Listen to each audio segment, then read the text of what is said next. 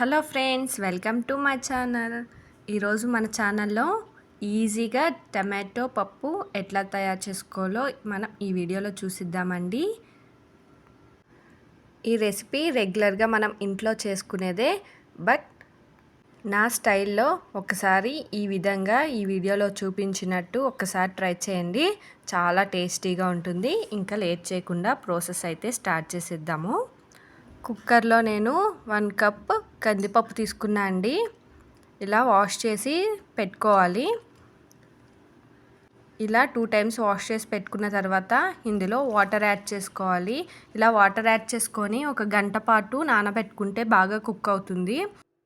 ఇప్పుడు ఇందులో 2 medium size tomatoes, half onion, 4 మిర్చి, half spoon chilli powder, half spoon turmeric powder, కొంచెం చింతపండు. ఇది ఆప్షనల్ అండి, మీకు టమాటో పులుపు సరిపోతుంది అంటే అది వేసుకున్నా సరిపోతుంది. కరివేపాకు.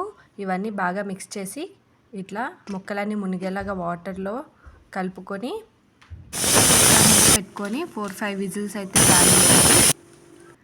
ఈ విధంగా వచ్చిన తర్వాత ప్రెషర్ మొత్తం పోయిన తర్వాత మూత తీసి ఒకసారి ఈ విధంగా కలుపుకొని ఇందులోనే సాల్ట్ యాడ్ చేసుకొని బాగా మిక్స్ చేసుకోవాలి, సాల్ట్ బాగా కలిసేలాగా. ఇప్పుడైతే ఇలా కలిపి పెట్టుకున్న పప్పుని మనం ఒక సర్వింగ్ బౌల్లోకి తీసుకొని పక్కకు పెట్టేసుకుందామండి. ఇలా పక్కన పెట్టుకొని మనం పోపుకి అయితే రెడీ చేసుకుందాము. ఈ పప్పులోకి స్టవ్ పైన ప్యాన్ పెట్టుకొని హీట్ అయిన తర్వాత 2 స్పూన్స్ ఆయిల్, కొంచెం ఆయిల్ అయితే సరిపోతుందండి.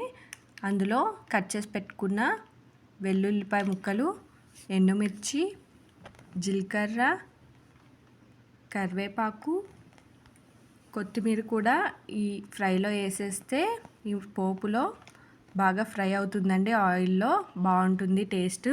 అందుకని నేను కొత్తిమీర కూడా తాలింపుల్లోనే వేసేస్తున్నాను. ఈ విధంగా ఫ్రై అవనివ్వాలి బాగా.